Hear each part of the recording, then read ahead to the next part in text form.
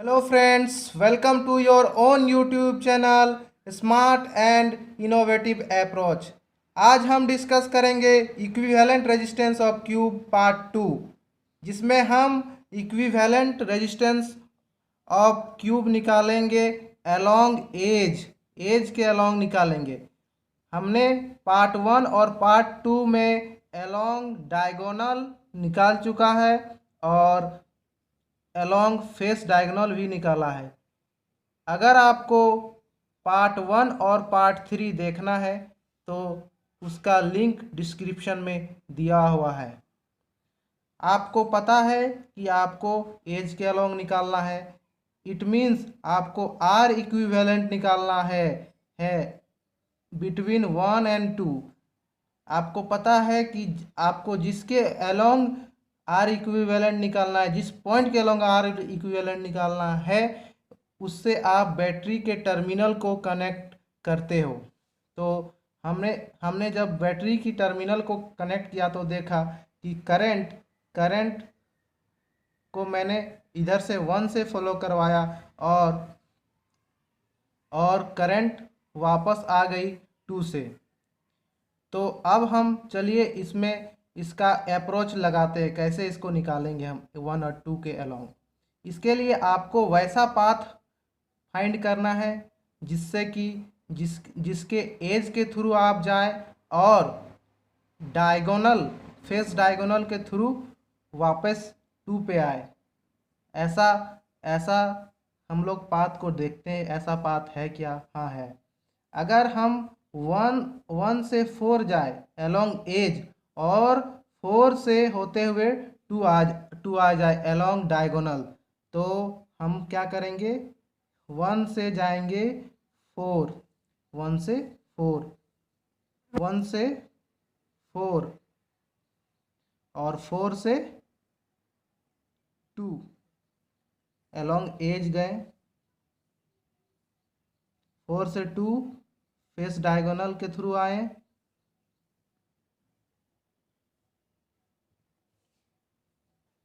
ऐसा ऐसा और भी पॉइंट है क्या?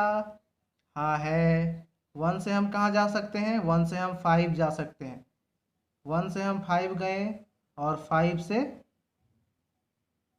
2 आए। और भी ऐसा पॉइंट है क्या?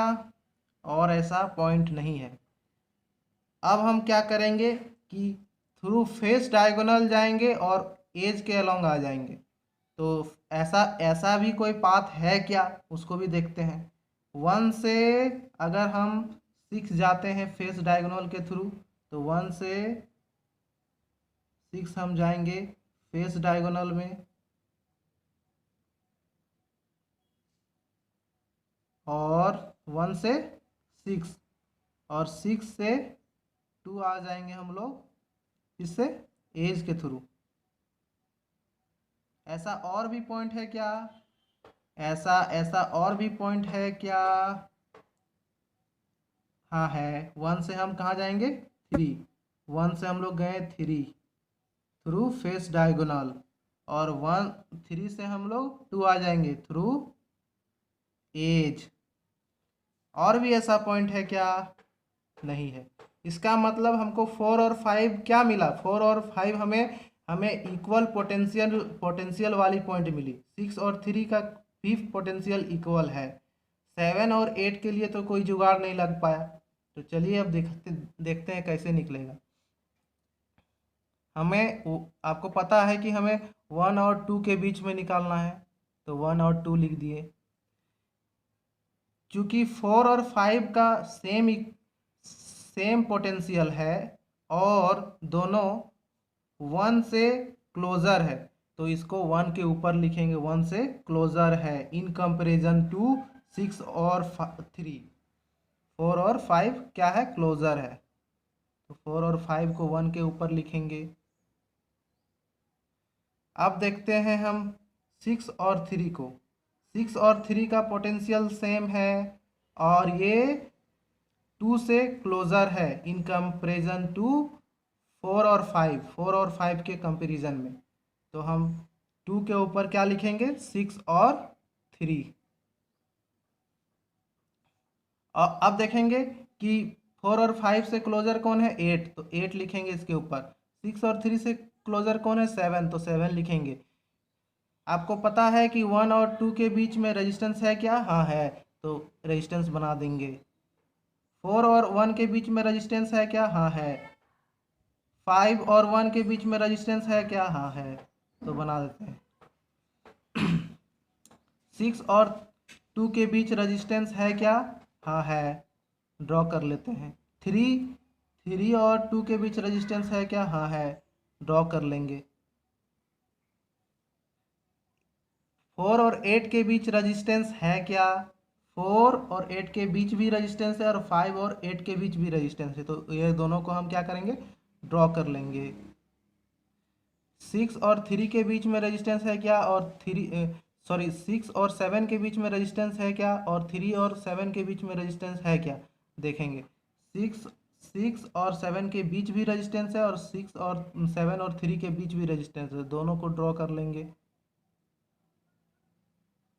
8 और 7 के बीच में रेजिस्टेंस है क्या, हाँ, 8 और 7 के बीच में रेजिस्टेंस है, ड्रॉ कर लेंगे। 4 और 6 के बीच रेजिस्टेंस है क्या, 4 और 6 के बीच रेजिस्टेंस नहीं है। 4 और 3 के बीच रेजिस्टेंस है क्या, 4 और 3 के बीच रेजिस्टेंस है, ड्रॉ कर लेंगे। 5 और 6 के बीच रेजिस्टेंस है क्या, हाँ है, ड्रॉ कर लेंगे।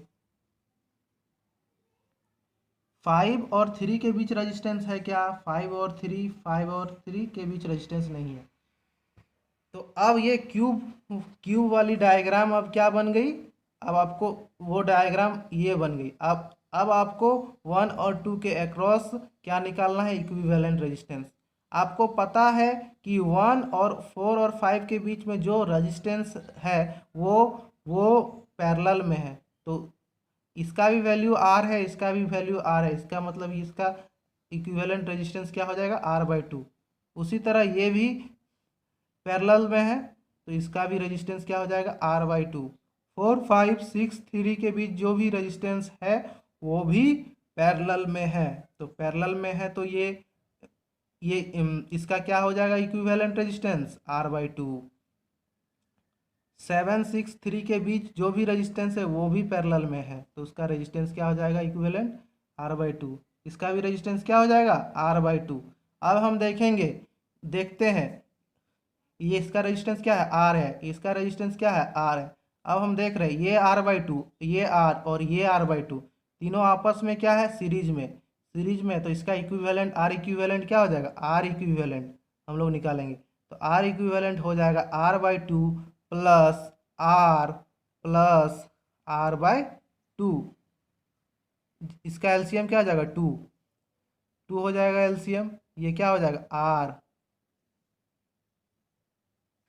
Plus 2R plus R, that equals to क्या हो जाएगा, 4R/2, दैट इज 2R।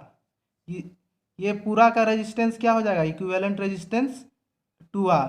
अब हम देखेंगे ये पूरा का इक्विवेलेंट रेजिस्टेंस 2R और ये R/2 आपस में क्या होंगे, आपस में पैरेलल होंगे, तो इसके बीच हम निकालते हैं R इक्विवेलेंट, तो R इक्विवेलेंट इसके बीच क्या हो जाएगा, R इक्विवेलेंट हो जाएगा कि 1/R equivalent equals to 1/2R plus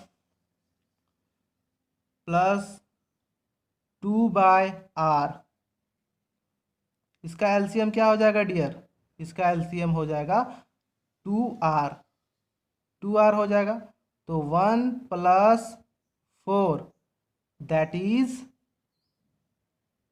1/R equivalent equals to 2R/5। This implies R equivalent equals to 1/R equivalent equals to 5/2R. That implies R equivalent equals to 2R/5। अब हमको यहाँ से यहाँ तक का R इक्विवेलेंट पता चल गया, यहाँ से यहाँ तक क्या हो गया, R इक्विवेलेंट, ये इसका R इक्विवेलेंट हो गया 2R/5। 2r/5। अब देखेंगे 2r/5, r/2 और r/2 क्या होंगे आपस में? आपस में तीनों सीरीज में होंगे। तो r equivalent equals to 2r/5, 2r/5, ये r/2 plus r/2 plus r/2 क्या हो जाएंगे? तीनों आपस में सीरीज में। तो इसका इसका एलसीएम क्या हो जाएगा डियर? इसका एलसीएम हो जाएगा 10। That means 4r plus 5r plus 5r that equals to 5 plus 5 10 plus 4 14, 14r/10 that is 7/5। R equivalent यहाँ तक का क्या निकल गया? यहाँ तक का आर इक्विवेलेंट हमारा निकल गया 7r/5।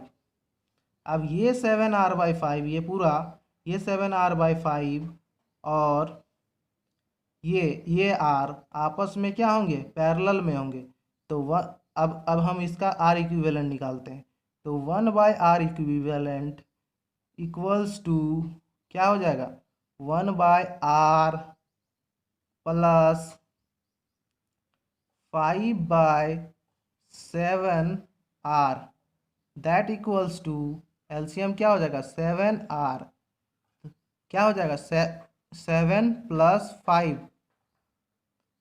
तो 1/r इक्विवेलेंट यहाँ लिखे हैं ना, 1/r इक्विवेलेंट। तो 1/r इक्विवेलेंट इक्वल्स क्या हो जाएगा? 12/7r। This implies r equivalent equals to 7r/12। इसका आंसर क्या हो जाएगा डियर? एलोंग एज यानी कि r इक्विवेलेंट एलोंग 1 and 2 क्या हो जाएगा? 7r/12। ये मैंने r इक्विवेलेंट एलोंग एज निकाल दिया है।